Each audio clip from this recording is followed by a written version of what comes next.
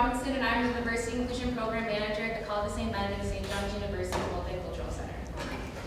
I would like to thank you for joining us this evening as we celebrate the life and legacy of Dr. Martin Luther King Jr. Before we get started, I'd like to take a moment to acknowledge the land we stand on today.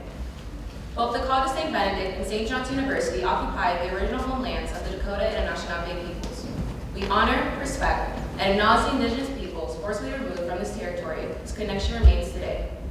St. Benedict's Monastery and St. John's Abbey previously operated boarding schools for Native children. Now students, faculty, and staff are working to repair relationships with our Native Nation neighbors. The theme of this year's MLKB at St. Benedict St. John's is the revolution of values, a phrase repeatedly emphasized in Dr. King's Beyond Vietnam sermon of April 1967, given at the Riverside Church in New York City. Quoting from his Vietnam sermon, Dr. King said that if we are to get on the right side of the world revolution, we as a nation must undergo a radical revolution of values. We must rapidly begin the shift from a thing-oriented society to a person-oriented society. He continues, a true revolution of values will soon cause us to question the fairness and justice of many of our past and present policies. On the one hand, we are called to play the Good Samaritan on life's roadside, but that will only be an initial act. One day, we must come to see that the whole Jericho Road must be transformed so that men and women will not be constantly beaten and robbed as they make their journey on life's highway. It is our hope that throughout this week that you keep Dr. King's message as you make your way on life's journey through CSBSJU and beyond. I'm honored to welcome our moderator this evening, Dr. Corrie and our student panelists who attend the United Nations Framework Convention on Climate Justice in 2020. You can clap back. Let's meet our moderator for the night. Dr. Corrie is an assistant professor of environmental studies at the College of St. Benedict and St. John's University, where she teaches at the intersection of energy, climate justice, social movement, and social inequalities. She takes students to the United Nations Climate Change Negotiation each year. She's conducted research with youth climate justice activists at the United Nations negotiations and with grassroots climate justice activists in Idaho, California, and Minnesota. Her recently published book, Working Across Lines, Resisting Extreme Energy Extraction, examines best practices for energy justice coalition building. She is the recipient of numerous teaching awards, including in 2020, she received the American Sociological Association's Environmental Sociology Outreach and Practice Award for community engagement research on the Line 3 tar sand pipelines. Her latest research examines Native leaderships in renewable energy, in other words, the solutions. Once again, on behalf of the Multicultural Center, thank you all for joining us here this evening, and I'll turn things over to Dr. Gross.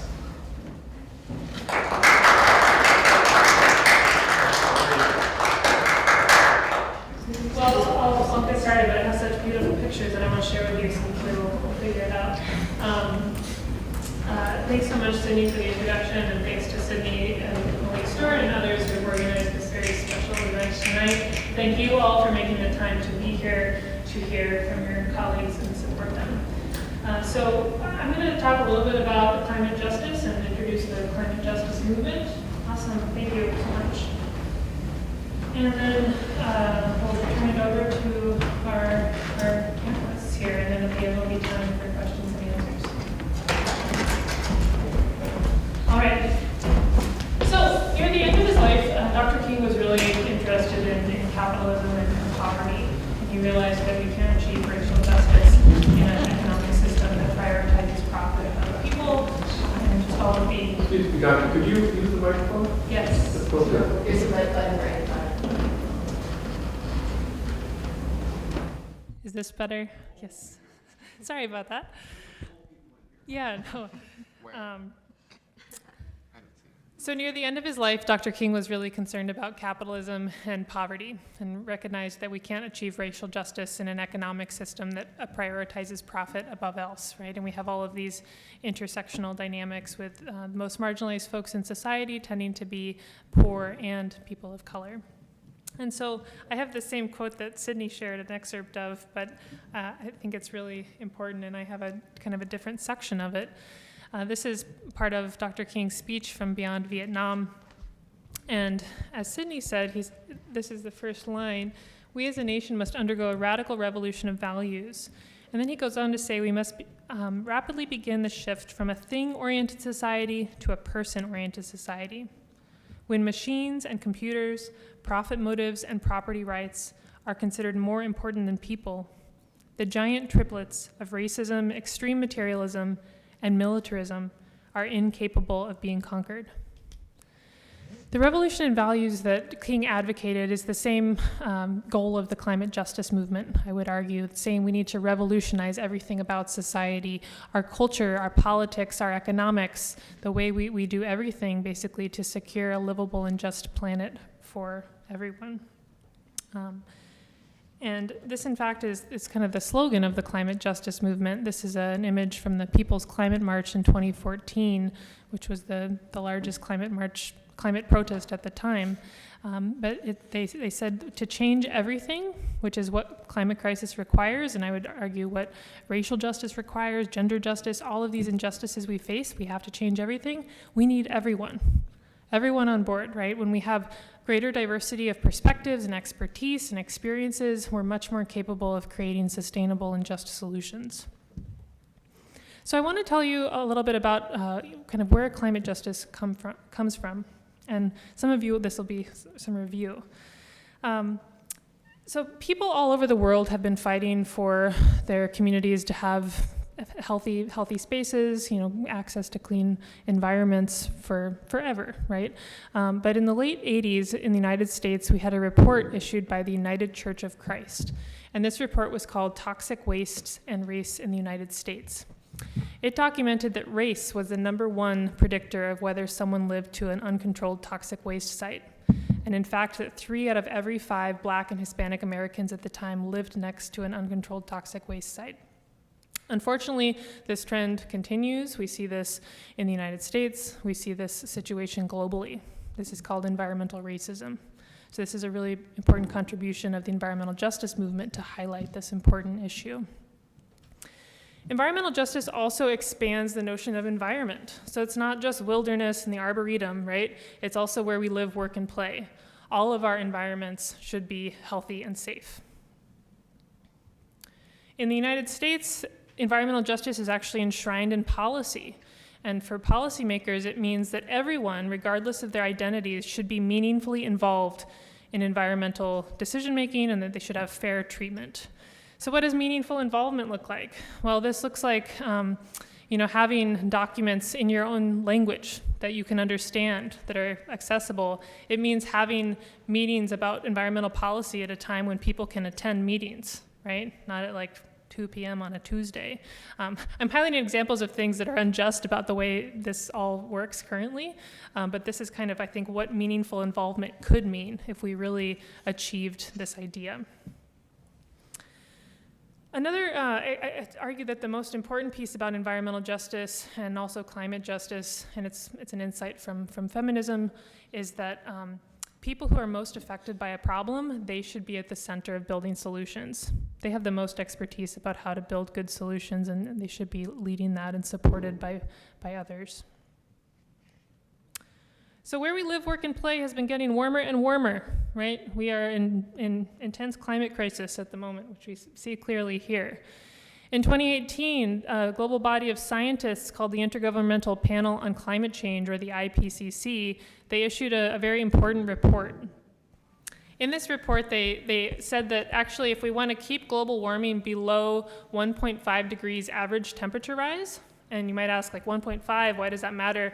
You'll probably hear from some folks about why this matters, but small island nations, many more of them go underwater at 1.5 degrees. All other kinds of effects that are more severe than what we're already experiencing, which is severe, life and death for people all over the world right now. So these scientists didn't used to give policy recommendations, but they're kind of waking up and saying we really need to change the system. They said we need to reduce our emissions by half by 2030. So we have a lot of work to do. Unfortunately, we're not really on track for this goal. Our emissions have just been going up and up and up. But not everyone is equally responsible for this situation. Climate crisis is caused by corporations. 90 corporations are responsible for 2/3 of emissions since the Industrial Revolution.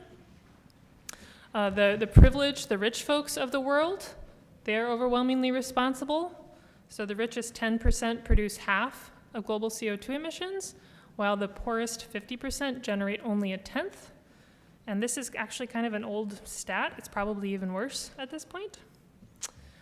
So climate crisis is felt very unevenly.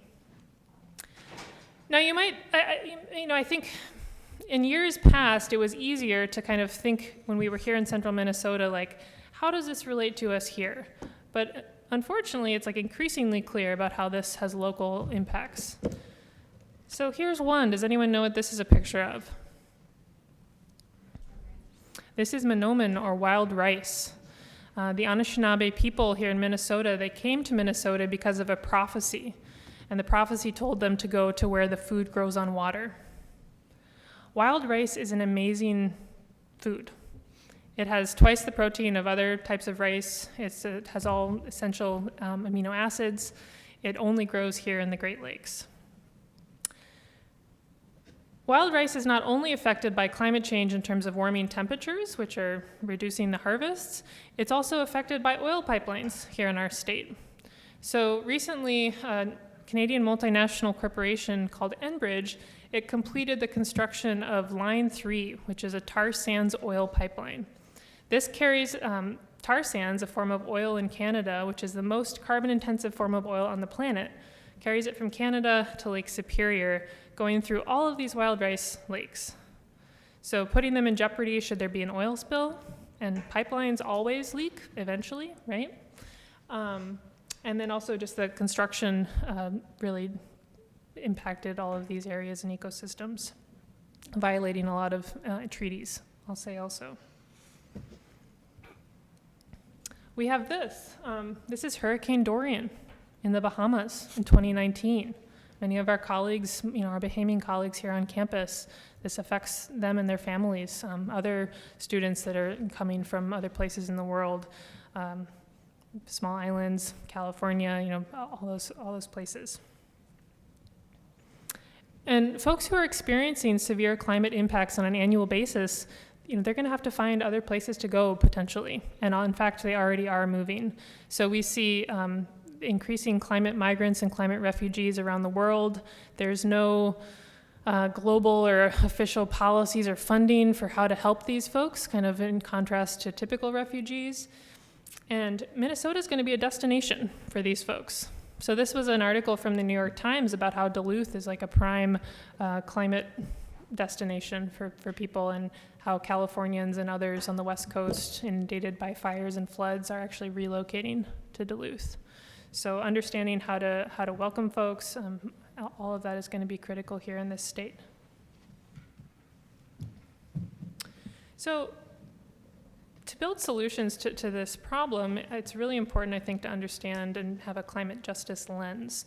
And so I always define climate justice as the idea that climate crisis is a social justice issue, because the causes, the consequences, and the solutions to climate change are all fundamentally social, and they're unequal. Right? So the causes, I talked about how, disproportionately caused by corporations and rich folks around the world. The consequences are disproportionately felt by poor folks around the world who are hit first and worst. And then the solutions. We have to, again, change everything about how our society functions so that we're not running on fossil fuels. And we need to do that in a just way. So I study the climate justice movement, right? All the folks that are acting collectively in their communities, getting people together to take action to change policy, norms, how we live. And they're building relationships throughout this process that are going to be really critical to our resilience, right? We need to be able to count on each other in this world that we live in that's going to get increasingly more challenging. Our students have been very engaged in the climate justice movement on the global and local level. So here we have a bunch of our students, basically much of the front row, in the COP25, which is the Conference of the Parties to the United Nations Climate Change Negotiations. So you'll hear people around campus say COP. That's what that means. So this was in 2019 in Spain. Oops. More images. This person over here, this is Yeb Sano, he was the former lead climate negotiator for the Philippines. There's a very powerful speech that he gave in 2013 because the Philippines had just been hit by Super Typhoon Haiyan like a couple days before the climate negotiations. Thousands and thousands of people were killed. And he went on a hunger strike for the whole duration of that COP to try to get policymakers to do more. So our students, connect with really important global leaders like this when they go to these conferences. Locally, we've had a lot of actions on campus and throughout the state. So we had students organize a climate strike in 2019. Our former president, Mary Hinton, participated. We have students that have traveled throughout the state to protest the Line 3 pipeline. Here they are in Duluth. We have the Climate Justice Club currently working on getting our institutions to divest our endowment from fossil fuels to make sure we're not profiting from wrecking the future of all of us. And then we just have a bunch of students that are organizing really cool events on campus, trying to raise awareness, right? What are the connections between racial and climate justice? How can we build conversations around these themes? And then the final example I'll share is off campus, and this is my new research on native-led renewable energy. And I just want you to know about all the solutions that are happening right here. So in Minnesota, we have on the White Earth Nation, which is about 3 hours north of us, there's a group called Eighth Fire Solar, and they are a native-owned and operated solar thermal panel manufacturing facility. So they build these solar panels that go on the south side of your house, and they're installing those on low-income native households to reduce their electricity bills. This guy right here, this is Robert Blake. He's a Red Lake tribal member. He has the only native-owned solar company in the state of Minnesota. They employ formerly incarcerated folks to do their solar installs. And he's also led trainings throughout the state where they've installed solar energy on tribal nations, and in the process have had tribal college students get their solar install certificates. This is perhaps the coolest one. This is the Red Lake Government Center. There's Red Lake behind, and it's all solar, and Red Lake is really leading a lot of this work. So people who are most affected by climate change, but also have, long-term wisdom about how to live in a reciprocal and responsible relationship with the earth, leading the charge on how to build the new economy, right? Build the future that we need. So with that, I would like to now introduce our panelists, and I'll have some questions that I pose, and then we'll leave some time at the end for questions from you all.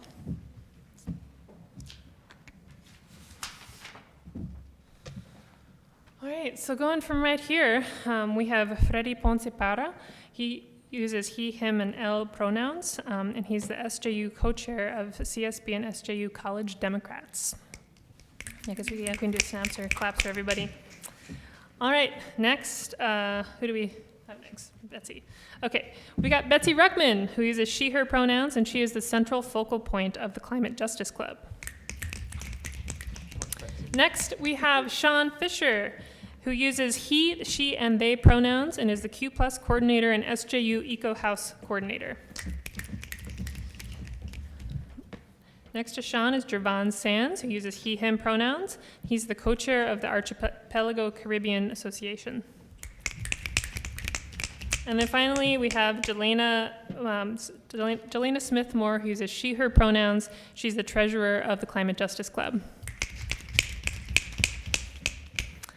All right, folks, so to get started, I would love to hear your thoughts on this question.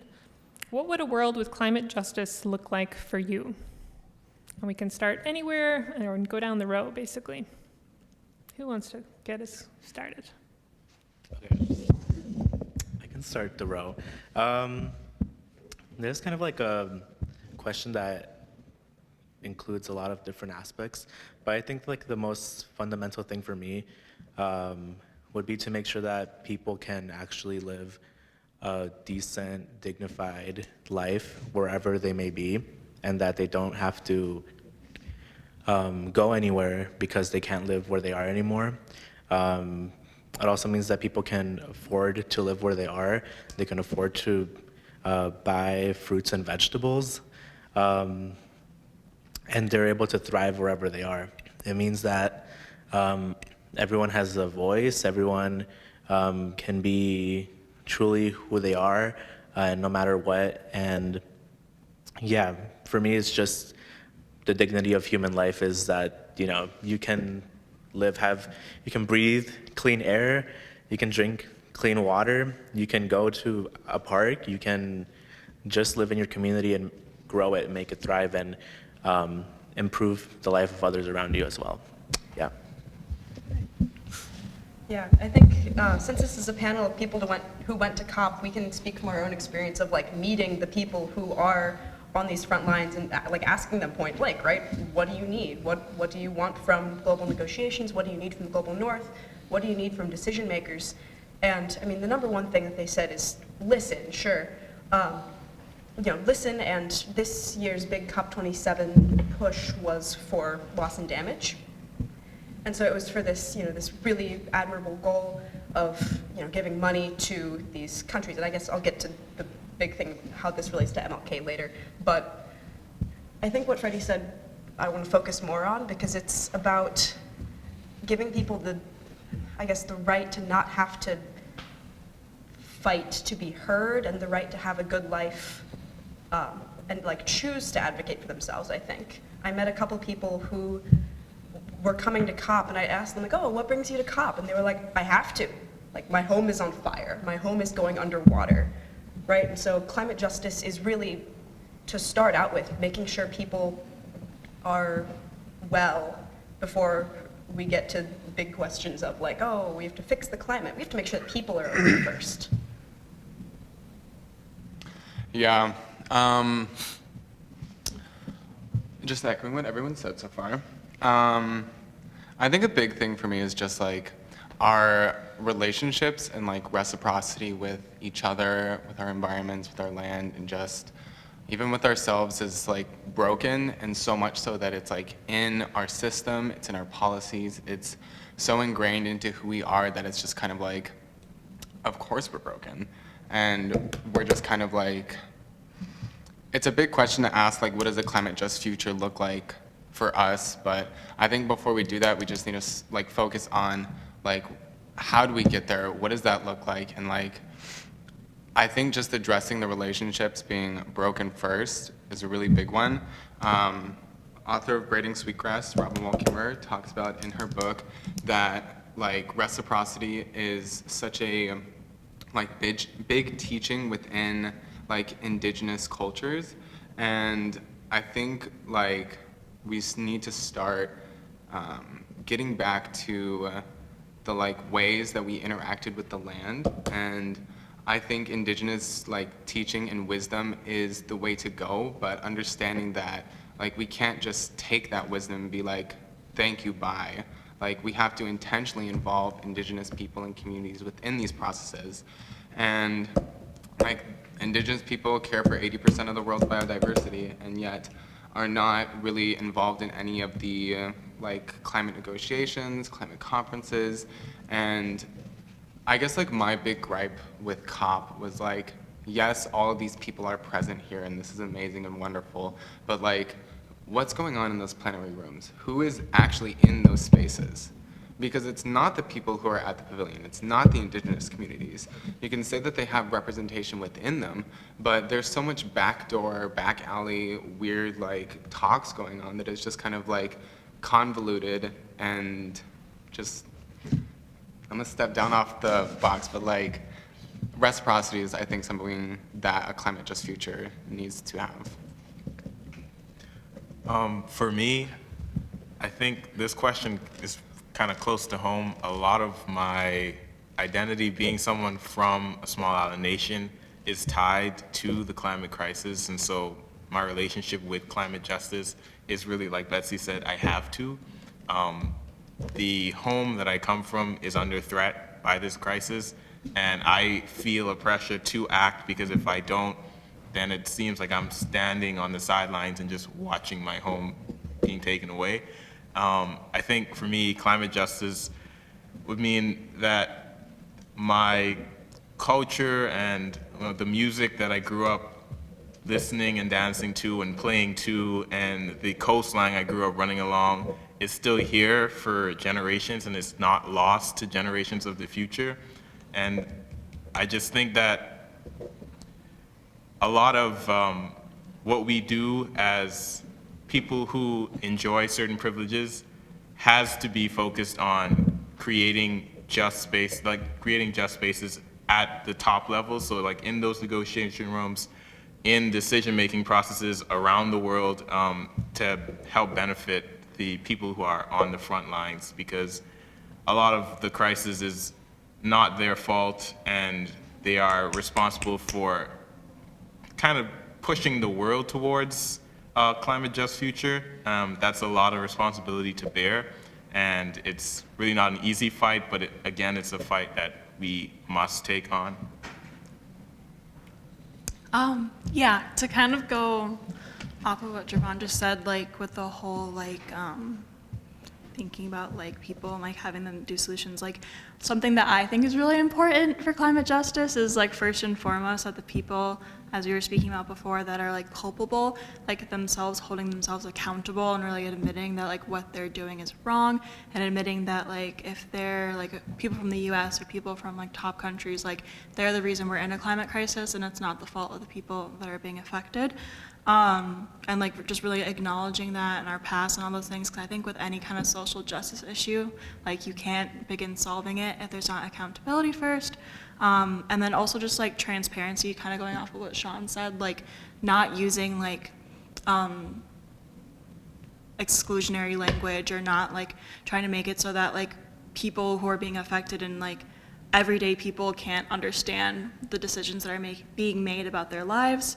And then just like echoing what basically the whole panel has said of just like valuing, especially Indigenous knowledge, or just the knowledge people that are working. Like my COP research had a lot to do with women in farming, so like they had a lot of knowledge about the earth and things like that, but their voices weren't uplifted. So I think uplifting the voices of marginalized groups is really important too for working towards a world of climate justice.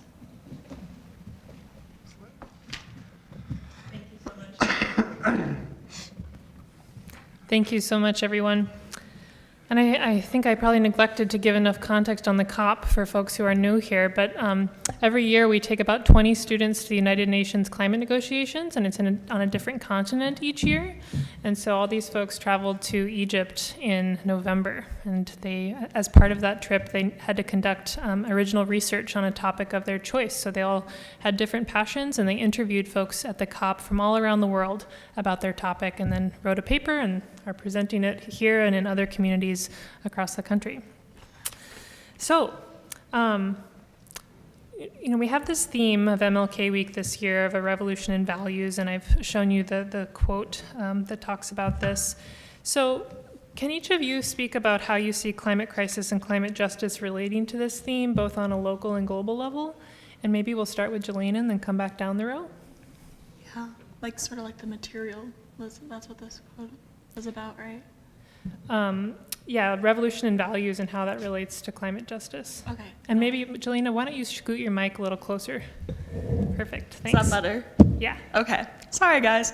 Yeah, so I wrote down for this one is just like, so with the value set in the US especially, and I definitely don't want to seem like I am talking down on it, but like that I'm not affected by it, because I am, but like the very honed in idea that we have of like a lot of materialistic ideals, just like the idea, because I fall into it too, of just like accumulating things, or like you need this thing to be happy, or just the idea that like if you're not going to make a bunch of money, like you're not going to be happy, and really just this disconnect. Like there's not really a big emphasis on values in the US of wanting to be connected to people, which is really important for climate justice. This is really important for working towards a world where we can solve the climate crisis. So that's sort of like the disconnect I saw between that with like values. And I think it also was sort of shown in the COP, as some panelists have already said.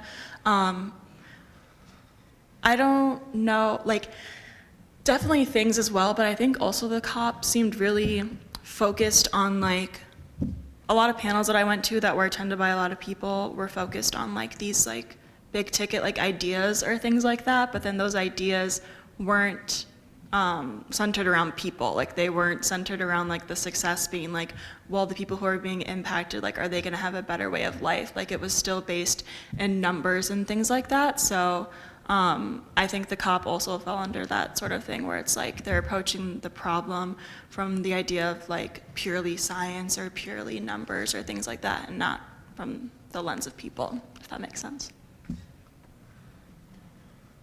And I think that this revolution of values kind of needs to come from the idea of reducing materialism. But on top of that, we also need to shift our focus towards, again, I think we touched on this in the earlier question, but amplifying the voices of the people who are experiencing this crisis. And I think justice really comes into that when you can kind of sympathize, empathize, and kind of walk with people towards these solutions that they are experiencing the problem, and in experiencing a problem, you being human, you come up with solutions because it's like a survival instinct. So internally, they already have the solutions, and so walking with them and giving them the tools they need to bring those solutions to fruition is a big part of that. And I think that we kind of fall down here in the local community, in the US, even on campus, we kind of fall down with that step of providing people with the tools they need and like taking that step of listening and leading them towards the action that needs to occur. And so I think in that sense, like, we have a campus that's focused on Benedictine values, and so employing those values and revolutionizing those values in a way that we're not just saying that we abide by them, but actually putting actions along with those values in order to see the solutions that people are hoping for to kind of benefit them. A revolution of values. I just want to burst the three evils: racism, extreme materialism, and militarism. I think those are kind of three really good words to kind of sum up what the West and westernized societies kind of are all about, and what they've built themselves upon. I feel like it's when I'm getting flustered, hold on.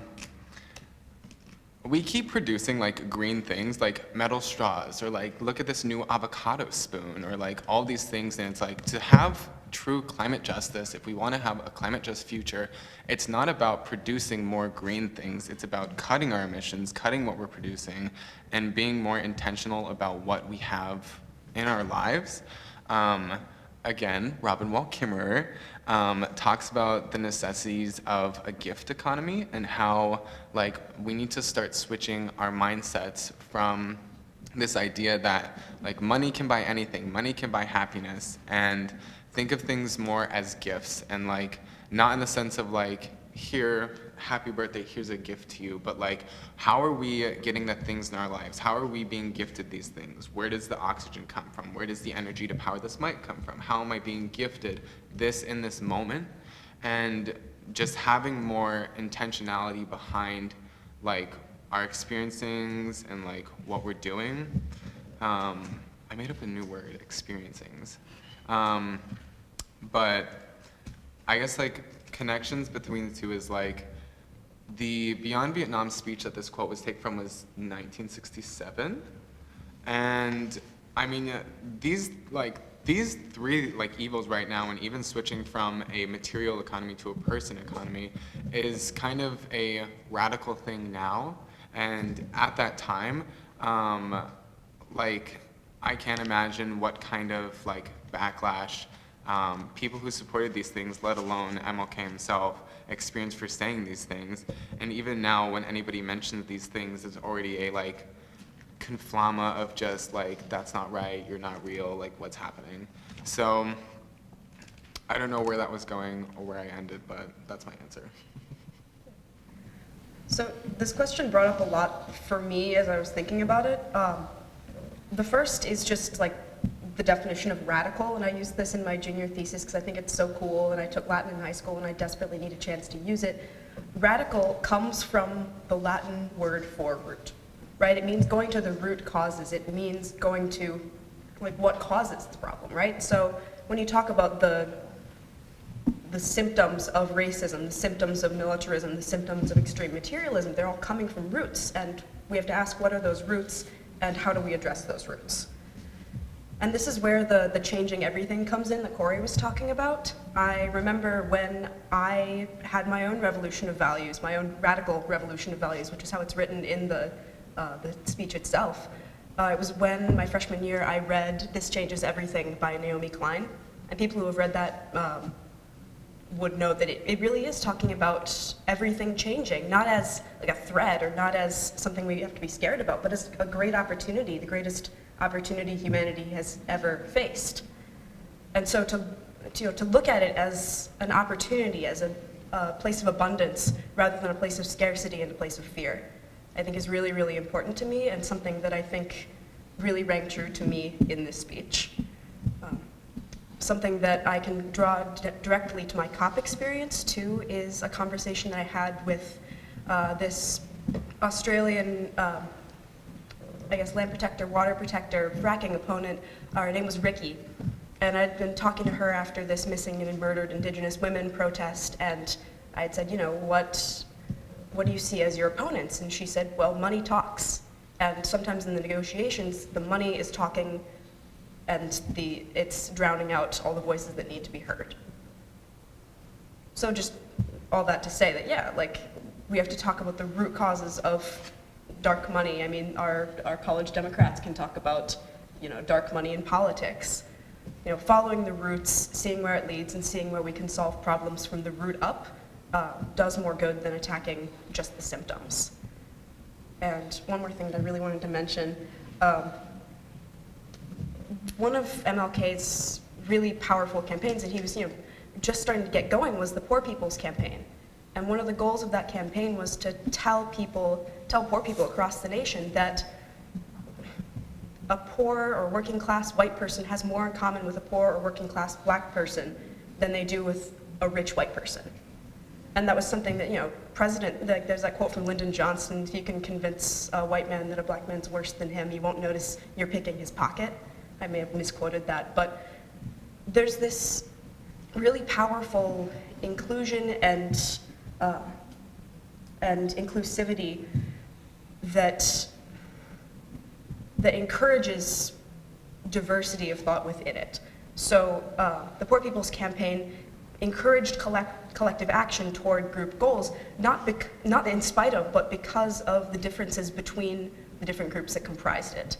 And so in the same way, and within that same swell of activism and action, climate action draws on the diverse experiences of people literally across the world, all walks of life, all experiences, all countries, and what they can bring to the table. And so when we talk about bringing in Indigenous knowledge, when we talk about bringing in climate science, when we're talking about bringing in our own personal experiences as, you know, Joe Nobodies from central Minnesota, no offense, you know, we all have something to bring to the table, and that makes us stronger. And that revolution of values has to include a shift from a me-oriented society, from a how's this going to look on my Instagram-oriented society, to a society that really embraces the people around you and uses the gifts that they provide as something to make the collective stronger. I think when I was thinking about this question, I really focused a little bit on like my local community and just me myself. But when I think about it, it's reiterating what Dr. King and all of y'all has said, that we're really in a society that we're kind of selfish in a way. And we don't pay much attention to other people's issues around the country. It's kind of like out of sight, out of mind. That's not my problem. You deal with it over there. It's not affecting me in any way. And that's not really a good way to be like a larger community, because it really does affect someone you know. You know, I grew up in an apartment that was really cheap, but there was like a lot of issues. There was infestations all the time. One of my cousins got lead poisoning from the paint. You know, like I had severe asthma when I was growing up, went to the hospital every month. Just like the environment I grew up in was not like a healthy place to live for really anyone, but it was cheap and that's where we lived, right? So I think that our society is really doesn't, I don't want to say it doesn't care, but it just is really kind of oblivious to what's happening around it. But, you know, yeah. And I also want to touch a little bit on what Javon was saying about our Benedictine values. I am a practicing Catholic, and I cannot ignore this issue as a Catholic, in my opinion, or any person of faith at all. We really cannot ignore this, even if like you don't have to be religious to like do this. But you know, for me, it's important that as like a Catholic person that I pay attention to this issue, because it is the right thing to do with one of our values, stewardship. Caring, not just, I don't think it's just caring about like the land, the arboretum here, caring about our environment in general, where people, our community members are coming from, whether it's like from the Bahamas, California. We really have to care about our community members and where they're at, and make sure that they're also living in a healthy environment. But yeah, our values in this country, I think we really have to change, and even worldwide. I remember in COP when I was just walking from a pavilion to another pavilion, there's like a little crack between the buildings. I don't know how to explain it if you weren't there, but I literally saw just workers laying down, like I don't know if they were like passed out from exhaustion, because I'm pretty sure they're working really hard and work to the bone, and it kind of felt like a performance in a way. I think a lot of us felt that way, and we didn't know how to feel the fact that COP was being held in Sharm el-Sheikh, or how it was going to impact the community after we came back to the US, and how they were going to be treated afterwards. So yeah, our society in general, I don't think it really works for a lot of people just to be alive and have a healthy life. So we really need to change how our values are and how we are looking at other people, and not ignore what's happening in front of our eyes. Can I add something? Just what you're saying about like our society just really spoke to me for a second, and like I think something that I really took away from COP was like like all the systems that are like oppressing a lot of people, like and honestly our governments and just all of these like very controlling factors really rely on ignorance of the people. And like there's that saying of ignorance is bliss, and I think that's like kind of telling to where we are at a society, is like people feel blissful in their ignorance because they don't have to pay attention to the racism that people are experiencing. They don't have to see all of the injustices of the climate crisis. They don't have to see the mass shootings. They can just post a little thing to their Instagram story. And I think that in itself is also like, not only is it performative, but it's also like you're putting it out there like, hey, look at what, like I'm putting this out there, I'm pushing this forward, this is a problem that I'm bringing up to you. And that's still like a very self-centered way to look at all these problems. And like, kind of touching on COP again, like, I feel like with like the local scenes that they were in, like, I feel like there's a lot of benefit that could happen.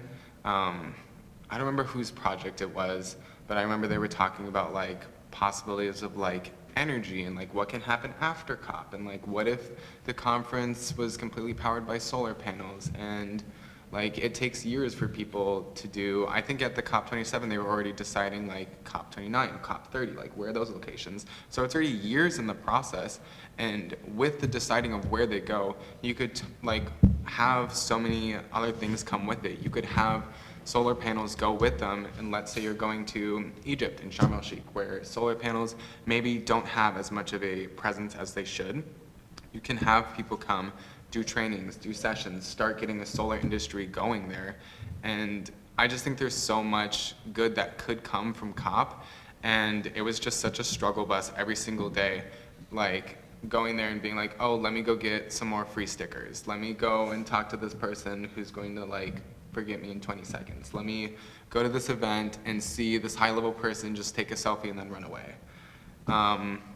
It was disheartening. And then with COP28 being in Saudi Arabia, one of the most like in Dubai, being like one of the top oil exporting countries. I saw a couple days ago that they just appointed the president, forgive me my pronunciation, Sultan Al Jaber. He's an oil CEO of Abu Dhabi National Oil Company. And so we have like people within, key players within the fossil fuel industry taking control over climate negotiations. I'm sorry, but like, I have no faith in COP anymore. Like, no shade, but like, honestly, the Paris Agreement was kind of a flop. Like, we haven't seen a lot of growth from that. Everybody talks about how much of a success that it was, and I don't want to undermine the success that it was, but like 1.5 doesn't do anything. Like 1.5 is going to be such a detriment to so many people that it's like, who decided this? Westernized white people probably decided it, and it's going to benefit them the most. Let alone like in Dubai, like, is that really accessible to a lot of people? Is it accessible to queer people? Is it accessible to women? Is it really accessible to like environmental activists? I mean, at 27, like, yes, there was protests. They were not anything like the picture that we just saw. I didn't get to hold a banner with the Epsano. I don't know what y'all. Yeah, like, it was just kind of like people come together and like kikiing and saying hi, but like. They did jazzercise for nuclear. That was fun. I don't know. Yeah, that's all I have to say about that. Yeah. All right, so you're hearing some really critical takes about what's happening at the global level in terms of trying to address climate change. So, and there's some positive parts about it too, which I don't have a question, but I can ask you a question in the Q&A. We wanted to focus on the local level too, like to really try to give folks an understanding of why to engage here. So, focusing on the local level, why should St. Ben's and St. John's students prioritize climate justice, and how can they take action? Preferably, or what are some really concrete ways to act? Maybe we'll start down with Freddie again. Yeah, so I think what I learned from taking my 2 classes with Corrie last semester is that for climate action to happen, it really does happen at the local level, and that's where the most change happens because, like we said, the agreements that come from COP, they have to be, ratified within different countries within their legislative processes, and even then they have to be enforced by the government, and that's not always the case. So as much as I appreciate COP and the agreements that come from it, it's kind of complicated. So I think that on a local level, grassroots is much more effective because it does really include, or should include, frontline communities that are being impacted and affected, and that's who the people that are being affected should be able to make decisions about solutions that are going to impact them. But yeah, on this campus, you can start on small things. Go to the sustainability office, get yourself a compost bin if you like. There are many different things, attending CJC meetings, taking classes with Corrie, another great, which you all should because they're really great, and being able to have an open mind and try to learn where people are coming from is also really important because that's how you're going to learn. If you try to be in a uncomfortable, putting yourself out of your comfort zone is where I believe you grow the most. So yeah, even just by coming here, I think you're taking a great step. But yeah. I think I also want to first of all offer a response to what Sean said. Like, I agree on a lot of points, but I want to like expand a little bit on it too from my own perspective. One of the big things that I heard from folks that had been to a lot of COPs and who are feeling some similar despair is that the COP is a lot of things, right? It's like a 3-ring circus. One of the rings is official delegations, where like the pig badges pretty much don't see anybody. They come in their limousines through the back door and then they go into negotiations. There's that ring. There's also the public sphere ring, which is where all the pavilions are, and it's where you get to meet people. And then there's also the side events, which are kind of somewhere in the middle. They're a little bit more official. I think a lot of us in our research spent more time in the public sphere, in the pavilions. I, for one, spent a lot of time at the Indigenous Peoples Pavilion, at the Climate Justice Pavilion, because each of those 3 rings has different purposes. The purpose of that delegatory ring is to make those big agreements that the world looks at and goes, wow, that's a climate agreement, you know, like the tides are really changing. We signed a loss and damage thing, right? Like that's one part of COP. But the part that I think most invigorated a lot of the people that I talked to, and I think Corrie could also speak to this, like she's knowledgeable on this too, is that the part that really matters to people who go is the part where you make connections in that public sphere. And so, you know, the connections that I made, yeah, sure, I talked to a lot of people from around the world, and I was like, wow, that was cool, it was good to meet you and hear your perspectives, but I also was introduced to Indigenous Climate Network. I was introduced to La Via Campesina. I was introduced to all these things across the world that like, oh, I could get involved with that, right? They need people like me. I was introduced to the work of Thai landscape architect Kachakorn Vorakam, who I wouldn't have heard of otherwise, but who's doing amazing work on green cities. And I think part of, like the delegatory part of COP can be really frustrating because yeah, there is not free, prior, and informed consent going on there, there is not meaningful involvement going on there, but the part that is still hopeful is that public sphere. So with all that said, moving on to the actual question, sorry. So why we should care? I mean, this ties in with a lot of times when people ask me, oh, so why are you an environmental studies major? Don't you know that like economics would give you a more stable job? Or something like that. Sorry, econ majors. But like, you know, why would you do climate action in general? And don't worry, our econ majors here who are here are doing something, right? Thinking about it. Basically, the answer that I give is like, we don't have any other choice. I remember I saw in some vegan advertising a couple of years ago that like, you get 3 votes for the planet every day. This was just vegan things, right? You know, it's like, oh, if you choose to not eat meat, you're automatically doing the right thing for the planet, which we can debate, but you get so many votes for the planet every day. You get so many votes in what you do, where you go, how you get there, the classes you're taking, the career you choose. I mean, there are places in climate for all of us, and to pretend otherwise is kind of silly, you know? There's places in economics, in making the new green economy. There's places in engineering, in computer science. Like every major can contribute to a better climate future. And so I think the reason that we should all care is because we do all have something to offer. What I was talking about earlier with, you know, this collective movement using all of our individual strengths means that we all have something to offer. And another quote that I saw was, you know, the revolution's already happening, you just have to join it. So there already are people doing this work. I recently had the chance to hear Kim Stanley Robinson speak, who is one of the authors of one of my favorite books, and he said, part of the reason that he was hopeful, because like most climate interested people, he was asked, what gives you hope? And he said that the solidarity of it, that some, quote, really extraordinary people have given their lives to this fight. So why can't we all? You know, I think it's something that gives hope, but it's also something that gives meaning. It's something that makes you, Winona LaDuke, when she visited, I'm quoting so many people, but Winona LaDuke said that part of the reason she does what she does is because she wants to have more fun than the other side, right? You put on parties, you do the thing that you're doing, you work for justice, you work for inclusion, but you do it while having fun. You know, the other side does hatred, we do love. The other side does boring, we do fun. And so working for climate is an opportunity to find meaning, it's an opportunity to reach eudaimonia, this Greek concept of a wonderful, well-lived life. It's such a good word. I'm using it all the time, even though no one speaks Greek. So many classics references.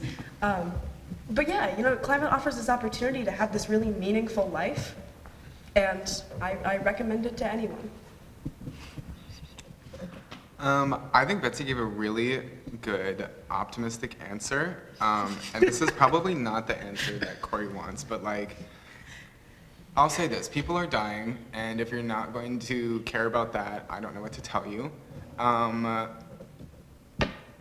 don't want to be negative, but like, I'm not going to convince you if you're not, you can bring a horse to water, but you can't make it drink. You are the horse, and I'm bringing you to water. Drink if you want to drink. I truly don't care if you don't want to. You can literally die. That was aggressive, but still. You should care though, and like ways to get involved, sustainability office. And let's say that maybe that's not your vibe or something, like there's so many other ways to do it. Get involved with the environmental studies program, talk to your neighbors, talk to your family, start a garden, go outside. Yeah, there's a lot of things. I'm trying to end on a positive note. Go ahead. So I think I decided to approach this from like thermodynamics kind of perspective, just a little bit, nothing too complicated. Sometimes I like to use my physics brain, but Freddie kind of mentioned something similar earlier where he talked about stewardship and how we shouldn't just focus on protecting and serving the community we're in, but how that community impacts the wider community. And so that basically comes down to system versus environment. And so the system is like a small little section and the environment is everything outside of it. So the earth would be a system and the universe would be the environment. And that little connection goes down to like the simplest, tiniest thing. So like the atom can be the environment and the electron can be the system. And so what that means is that as an individual, you can be a system that participates in this community as an environment. As our community, we can be a system that participates in the Midwest as the environment, and it just expands out and out. So thinking of yourself as a system and how you impact everything around you that is your environment. So keeping your environment clean and protecting it and making sure that all the little things happening in it that serve you, you are doing things that serve it, and then expanding that out. So it just goes to show how doing your part automatically goes out and expands out to the whole universe, basically. And so with that, I think in our local community here at CSBSJU, the reason we should care is because we are part of this vast environment and we have a role in it, otherwise we wouldn't be here. Just by breathing air, we are interacting with that environment, and in the same way that these processes expand out too. So when you take in oxygen and expel carbon dioxide, it's kind of like the problem we have with fossil fuels. And so when we burn up things and then they expel carbon dioxide, that's just the system replicating what we're doing as individuals. And so just keeping those sort of things in mind and understanding your role in the system and environment and how you can participate is really important. And it also feels good, it's fun to participate. It's like kind of lame and boring to just exist and do nothing. So, I mean, if that's anything, I'd say take that and go with it. Yeah. I apologize if this kind of turns into a ramble. I have a lot written down. But so when I thought about this question, I thought about one of like at the COP, so they have this like newsletter that they hand out, and one of them, so I think the quote, how it usually goes is, think globally, act locally, right? Now, yeah, but the headline was like, think locally, act locally. And it was like the first time I had heard it like said like that, and I think it was a couple days in, and it really connected to the COP project that I was doing. And I want to support what both Betsy and Sean have been saying about the COP, because like Betsy was saying, like when you get into the politics of it, or like the decisions and all that, was really frustrating. But I found that like my COP experience, I had like the best time, the most inspiring time, and the most fruitful experiences when I was doing work that was like one-on-one. So when I was interviewing people and they were speaking about the work that they did on a local level, it made me like more inspired about like climate action than I have ever been like ever in my life. Like I left the conference every day like pumped, just because like being able to hear these women who were like making change in their communities and seeing results and seeing how, like, if I hadn't gone to the conference, I would have never like heard their story, but it's still important and it was still impactful. And I think that like, to go into like the question and like CSVSJU students and why we should all care about climate change and about like acting locally, is just like, on like the baseline, like we're all young people, and if we don't have climate justice when we're fighting the climate crisis, we don't have a future. So like that should be enough. But like obviously, there's more that goes into it than just like fighting for the planet and fighting for our health. It's also like, Corrie already mentioned this a bit in the presentation, but I said specifically like Minnesota as well.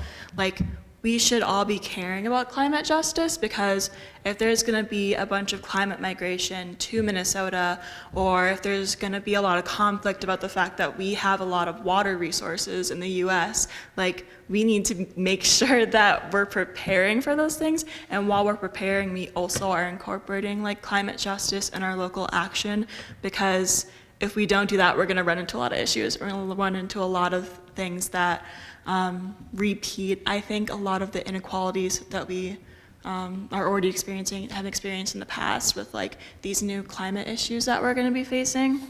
But to end on a happy note, what you should do to act locally. I think, you know, shameless plug, join CJC, come to meetings. Also, Full Circle Greenhouse, volunteer time there. Love it there. Jack's great. Also, like Community Kitchen. That's a really good one to do as well.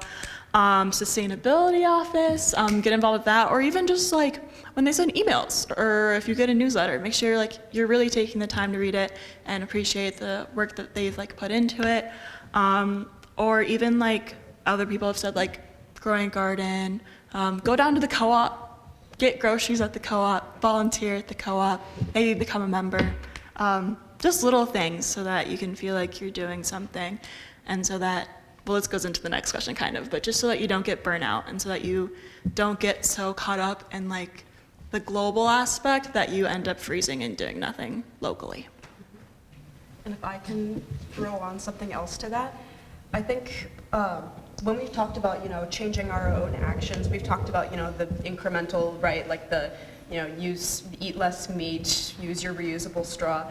But I think this is where we come back to the theme, right? This is where we come back to a radical revolution of values, right? What can you radically change? How can you make yourself a little bit uncomfortable?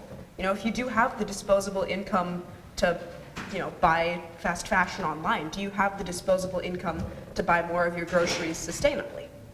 And if you don't, that's okay too. But like thinking about what is important to you, thinking about how you can shift your own values, where you're putting your money where your mouth is, to a more person-oriented society. And that's going to look different for everybody, and it's going to be more possible for some than others. But yeah, looking at our place in this radical revolution of values, and knowing that since the problem has started with us in some ways, the problem has started in the US, the problem, like, biggest historical emitter is the US. If the problem has started where we are, why can't the solutions come from where we are, and why can't they be powered from where we are in a way that listens to all and uplifts all voices? I also wanted to ask Corrie, when you go up to the mic, about your experiences with COP, just so we can get the perspective of someone who's gone multiple times. Yeah, so I have been to 3 COPs, and then I've facilitated more trips for students, and I just think it is disillusioning at the global level, right? Because as I think Freddie was saying, it's really challenging, right? I mean, it's actually pretty impressive that every country in the world comes together and talks about climate change and is on board that we need to do something. The details of like what we do, it's really hard, right? Because everything does have to pass through the national level and different politics in every single country. But it's super inspiring because there's people from all over the world that care about climate justice. When I started going to COP in 2013, climate justice was like a brand new word. It's been amazing. Like, it was on NPR during the COP this year, and I was just like, whoa. It was something that I felt like just me and the other people in my grad program were talking about at that time. So we've come a long way, but I think just like the solidarity of getting together with other people from around the world, you know, talking, I've talked to folks, you know, all kinds of countries, like Bahrain, like people doing climate justice in Bahrain, and I didn't know anything about that place, right? That's so powerful, and it really does inspire you, and actually inspired me to come back and be like a full-time activist, right? Which I did for a little while and then wrote about in my book. So I think that's the value of COP. So this is my last question, and then we'll open it up to all of you. So especially toward the end of Dr. King's life, before escalating threats culminated in his assassination, King was asserting that many of the struggles of his time, racial inequality, poverty, politics, health, and human rights, were inexorably linked. As we've discussed tonight, climate justice is also linked. In Memphis, in Dr. King's Memphis address the day he was killed, he said, "We've got some difficult days ahead, but it doesn't matter with me now, because I've been to the mountaintop and I've looked over, and I've seen the promised land. I may not get there with you, but I want you to know tonight that we, as a people, will get to the promised land." In the face of such massive interrelated challenges, how do you stay motivated and hopeful about climate justice? What gives you hope that we will indeed get to King's promised land? Let's start with Jelena and then come back. Okay, so my answer when I first thought of it, I thought about, and Emma knows about this, I thought about when we were taking our flight from Cairo to Sharm el-Sheikh to go to the conference, and Emma and I were on the airplane, and a girl asked us, like, if we think the climate crisis can be, like, solved, or, like, if we're hopeful, and when she asked that, like, I wish I would have had a good answer, but, like, I sort of was just like, for me, how people said on the panel, like, it's always just been, that's how it has to be. Like, I have hope because the alternative is not having hope, and if you don't have hope, you might as well not do the work. So at least that's how I view it, which is really hard because I'm not always the most positive person, but I just think that, like, there's no other option. It's a necessity. You have to have hope. And I think that as I continue to do things, like, I was able to interview someone else for something else, but something that he said, he does work in Minneapolis with, like, planning and stuff like that. He was saying he gets hope by doing things and, like, by knowing that, like, you're having, like, how Betsy was kind of like that incremental thing, or just, like, feeling like you're taking action. But I also think that for having hope, it's really important to find people that inspire you, and not only to find people that inspire you, but I think that it's important to, like, surround yourself sort of with other people who have the same hopes. I know that, especially being an ES major, like, I'll be in class and I'm like, yeah, we're gonna solve the climate crisis. It's done for. But, like, but then if, like, you get out of that, like, even if you speak to people that you're close with, if they don't have the same, like, background, like, they're kind of different opinions or, like, things like that. So I think it's also just making sure that, like, you stay hopeful with other people so that you don't feel like it's just, like, nothing's gonna happen. So, yeah.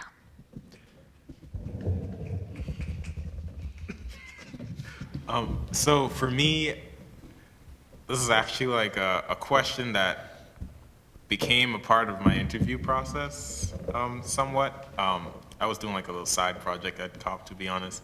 I was interviewing people and talking to them about where they find hope in the climate crisis and why they feel that their voices should be brought to the global north, to the global community. And a lot of their responses really resonated with me, so I'm just gonna share a few of them. But the first one was that we find hope in the people that are actually doing the work. And so being at the conference and, like Betsy said, being in that public sphere and networking with people, activists like you. I remember, like, the first day I ran into 2 youth activists, and we immediately just clicked and started exploring the place together, and it was just like having that connection with them because of the work they were doing and how it was similar to the work I was doing. That garnered a lot of hope for me and also made me feel really comfortable at this big climate conference. And so another one was that we find hope. This is from Giovanna, who is a friend of mine now. She's from Grenada, and she's a artist and youth and indigenous women activist. And she said that we find hope in other small islanders who are experiencing the same things we are experiencing, and we find hope in their resilience and their persistence. Another one that was similar to that was from Mina, who was from Guam, and she said that she found her hope in the resilience of her ancestors who survived 500 years of oppression and carried on the work and passed it on to her. And now she has hope because she is passing that work on to future generations. And so arriving at that promised land that Dr. King spoke about would be this culmination of all of our efforts, passing on our work to future generations and passing on our hope. So not just burdening them, but letting them know that we are doing this work because the end goal is in sight and it is achievable as long as we are willing to work toward that end. I've encountered this question a lot from Corrie, and I don't know if you all can tell from my answers, but I'm a very positive person. I always look on the bright side, and I think optimism is just the way to go. That was obviously sarcasm. I mean, I don't want to be negative, but sometimes it's hard for me to be hopeful. I feel like I try my best to consume hopeful content, surround myself with hopeful people, and I always find myself being a very doomsday person, which maybe is just my toxic trait, but I think for me, it doesn't matter if I have hope or not.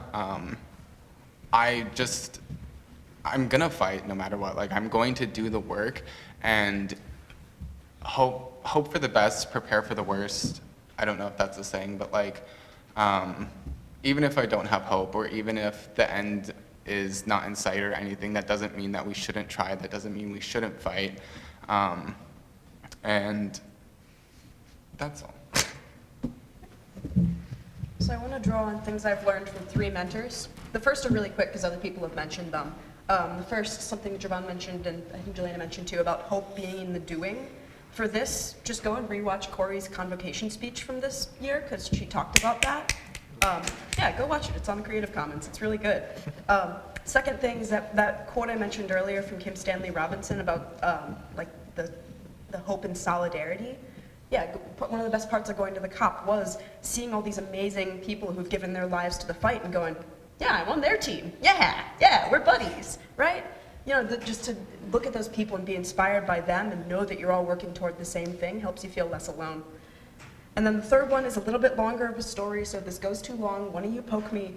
But I had this experience my last day at COP where I lost hope.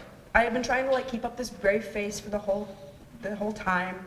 I had been going to the events and learning the things and being really happy about that. But the last day I was there, I had this opportunity to interview Ursula Rakova, who I don't know if any of you remember her from Intro, but apparently we watched her in that. I had forgotten. It just hadn't clicked until I was talking to Corrie later about it. But she had the story. She's from the Carteret Islands, which is a section of Papua New Guinea or near it, that is one of the lowest lying islands in the world. And it's going underwater now. It's not going to be submerged for a couple of years, couple decades yet, but right now tides are washing over and salting their crops. Tides are washing over and washing away things that they care about. And this island of 350 people, 350 families, can't live there anymore, and so they're relocating 200 people. And so I had this, this conversation with her about what it's like for her, and trying to just bear witness to what she's saying, trying to absorb as much as I can so that I can transfer this message to others. And dang, meeting her just blew everything out of the water. Everything I'd heard about loss and damage suddenly felt so much less abstract when I was meeting someone who was we need the money to buy a seaplane so that we can move all of our possessions off of our thousands of years ancestral homeland. Can you buy us a plane? Not to me, but can we, that's what we need. It's not just they need money for loss and damage, but it was super, super concrete.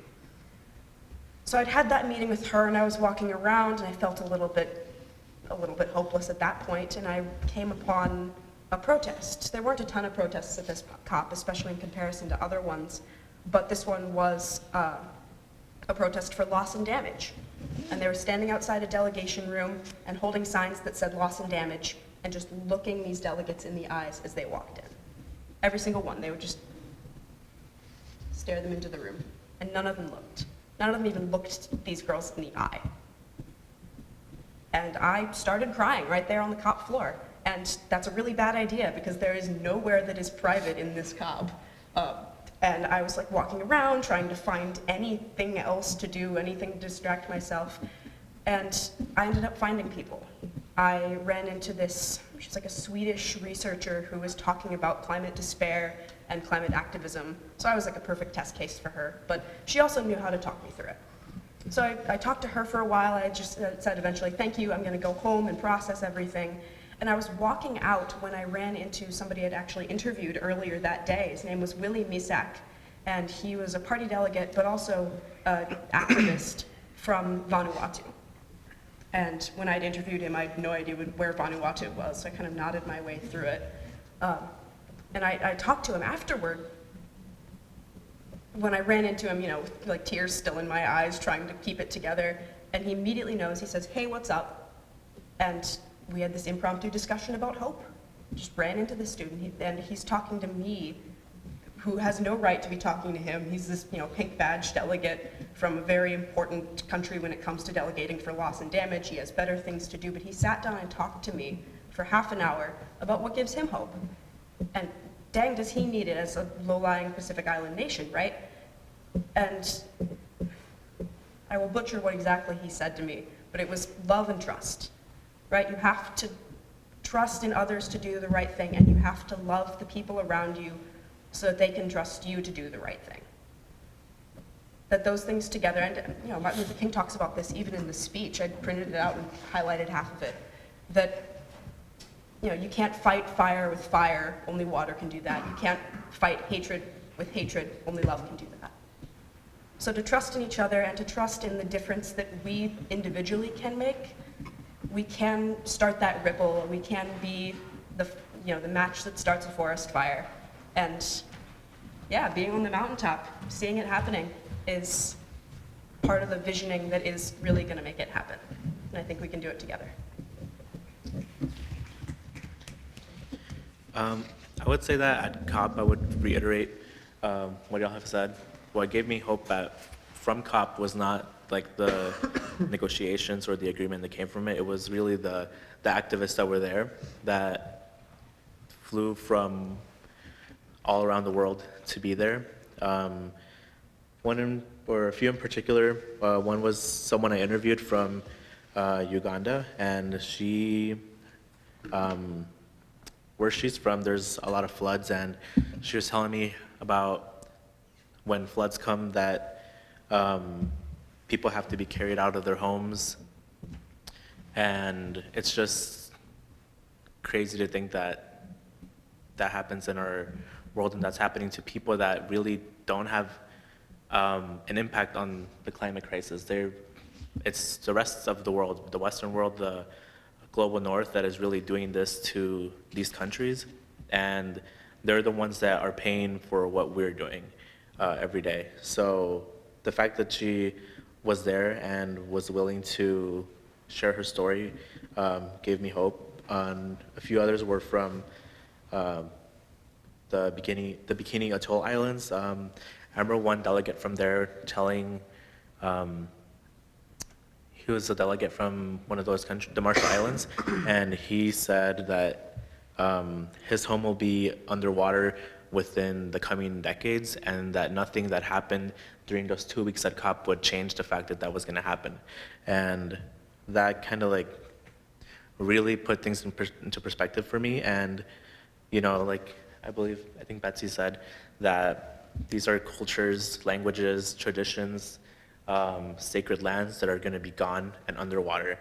And that's not right for them to have to deal with that, because the rest of us are living in this society where, you know, that's not impacting us, so that's not our problem. And yeah, I don't know if I'm the only poli-sci major / minor on this, but, you know, coming from that area as well on the political side, I think that there's a lot of discouragement that comes with it, being so involved with climate justice.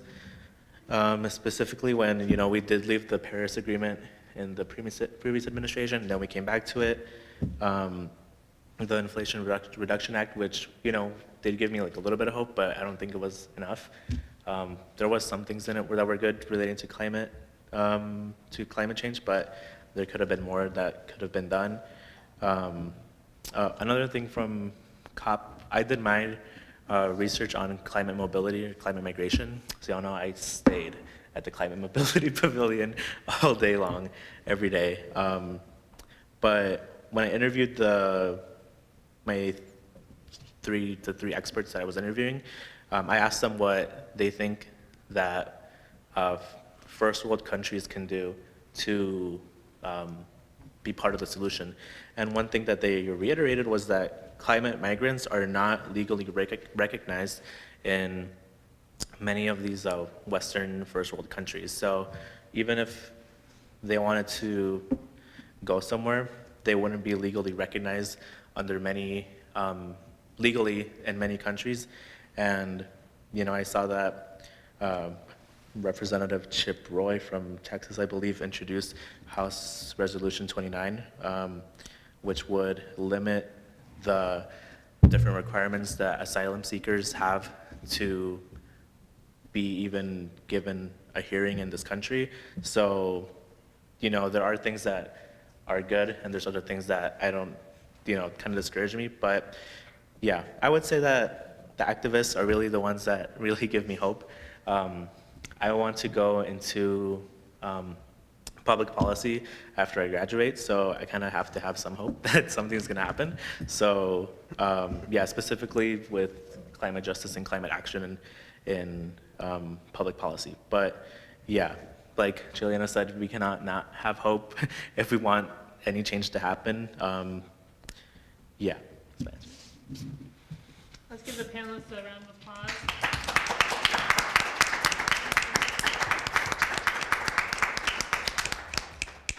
Thank you. So we'd love to have a few questions from the audience.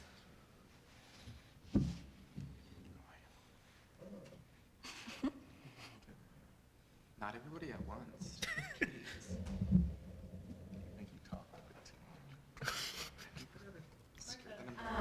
I think could each of you go a little bit more into your topics that you did at COP and just like your favorite takeaways? So takeaways and research topics at the conference. Who wants to start? We can mix it up and just, you can all address it or people, whatever I you can like. start. Okay, so my topic was climate adaptation and climate resilience in small island developing states. And my sort of hypothesis going into doing my research was centered around community-based adaptation and community-based solutions. And then I did a very extensive literature review and learned that there's a lot of gaps in the literature because of like research practices in small and developing states. And so when I went to the conference, I wasn't really sure where I wanted to go with my interviewees.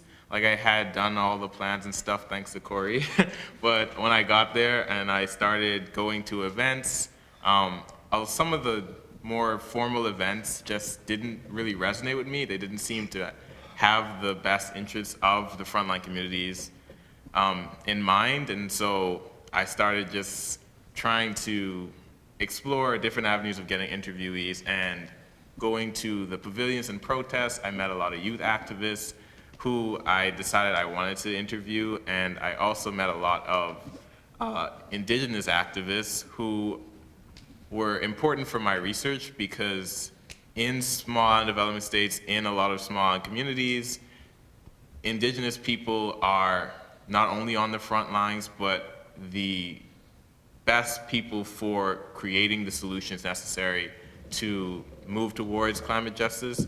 And so focusing on voicing their perspectives and allowing their voices to be heard was really important for my research. And I touched a lot on this idea of knowledge dissemination and bringing in the perspectives of local people and indigenous people into the research space in general, which was kind of an exciting thing for me to do because this is like my first experience with this kind of research. It's very interactive, people-focused research. I'll go. So my project originally was on the connections between environmentalism and the queer liberation movement. And then I got scared because Egypt hates queer people and changed my topic to like gender in the environment. And so I got to interview some really amazing people. One of the people was Kathy Jetnell-Kidner, a poet, activist, the environmental minister for the Marshall Islands. And that was a really good experience. Takeaways, I probably should have thought more. Things that I took away from it was like, I think that we went to a Gender Just Climate Solutions event that talked about like only a selection of just a few of like a multitude of like actions, organizations, or like things that are happening in countries that address a gender just climate. And I think that was a big takeaway for me. It was just really impactful to see a like ceremony specifically dedicated towards solutions that highlight gender just solutions. And I got to interview a activist from Uganda, and one of the like things that really stuck with me that she said was like, I'm gonna butcher what she said, but it was like, if you can't find the path, or you are like feeling lost in what you're doing right now, it's because you need to find, or not you need to, I don't know, just be a path maker. That was kind of what she was saying, was like, if you can't find the path, you're the person that needs to make that path for others to follow. And that was really like inspiring to hear from her. So I appreciated that. Anyone else want to talk on this? I could say a little bit. Sorry. My research project going in was, and the questions that I had made my research, like my interview guide about, was indigenous knowledge versus scientific knowledge. And number one thing that I learned from people when I asked them this question was like, stop, take out the verses. So Willie Misak, the guy I mentioned earlier who had talked to me about love and trust, when he was doing his like proper interview, I had asked him a question about what is the role of indigenous wisdom versus scientific knowledge, and he said, so I'd like to reconfigure that question. The better question is, how can scientific understanding harmonize with indigenous understandings?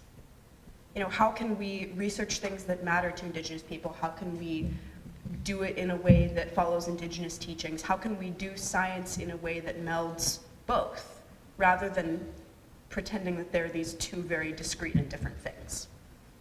Which is a lot to take in, and since then I've tried to look a lot more into it. There's a book called Sand Talk by this Aboriginal Australian author Tyson Yunkaporta, which I have not read yet, that is on my to-read list, and I listened to one of his talks, and yeah, one of the things he talks about basically is that, right, that everything is connected thing, right? We are all kin, all the ideas are kin, all of the things that we need to do, all of the social justices are connected. And so finding ways that they can all contribute to a whole, and kind of a poor people's campaign, right? We have more in common with each other than we think, to use those diverse differences to work toward a collective goal. And so what can, herding practices in indigenous Siberian communities offer to that? What can indigenous farming practices in Central Africa do for that? What can the practice of dreaming or yarning from Australia do for that? And how can we include all these experiences and wisdoms into something that moves us forward as a human race? I can go, okay. So I did my project on climate mobility and climate migrants, specifically with relating to conflict and how conflict can come from climate change and force people to leave. So the people, I talked to 3 people, 1 from Uganda and 2 from Nigeria, and they were telling me how in different areas where there are like floods and droughts, you can see a lot of conflict with farmers fighting for land or trying to get water for their animals and things like that, just political instability, economic instability, and how everything is pretty much interconnected and is a result of climate change happening in those areas. And yeah, and then from, I guess, COP in general, like some takeaways, like outside of my project was, I know from week 1, the people that went the first week, a few of us went to President Biden's address there, which was kind of cool.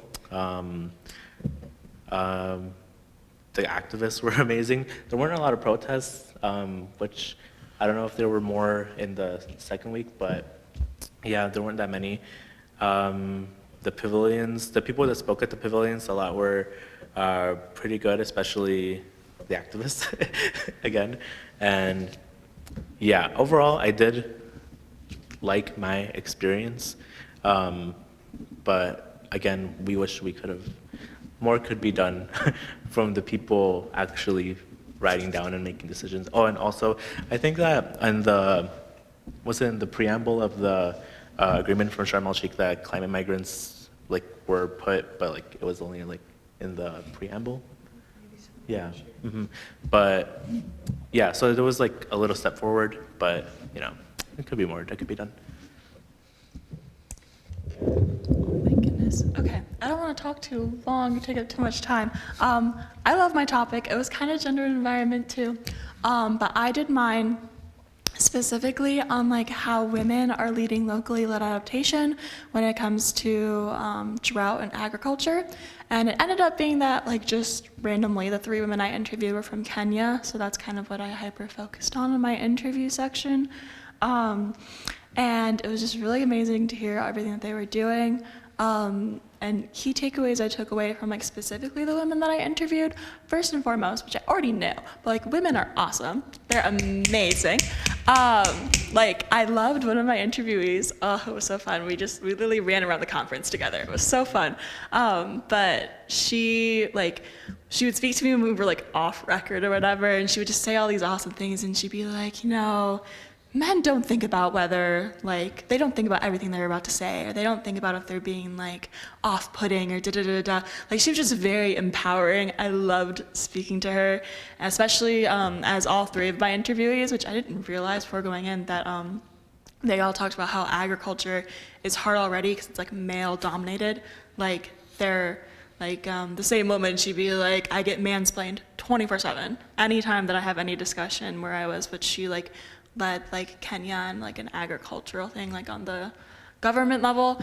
So yeah, that was cool to learn about. But I also kind of learned about sort of the idea of when it comes to issues like how like mass agriculture, which one of my interviewees also said that that's an issue because like it's a very masculine sort of thing, kind of a masculine take on agriculture. That's the issue. That's what's making like the climate increase. That is what's making climate change worse. But that does like, then it gets pushed into this idea that agriculture is the problem. But then all the women I spoke to were actually talking about how agriculture is the solution. And that if you, like 70% or something like that of the women of the farmers in Africa are women, and the farming that they're doing is at like a small scale using indigenous knowledge, and it's super sustainable and it's good for the earth and all of that. And so it was kind of cool to learn about how, like, if there's a problem with the climate crisis or something that's contributing to it, just kind of how Betsy was talking about, like the radical kind of thing. If you go back to the roots of it, like, it's probably fine if we just do it the way it's supposed to be done, instead of doing it the mass production way, or doing it the super masculinized way, or like just the super Western way. So yeah, that was a big takeaway that I had as well. Thank you. one more question, or? There's one more. Yeah, does anyone else have a question? If not, that's okay too. I know it's late. All right, give it up one more time for our speakers today.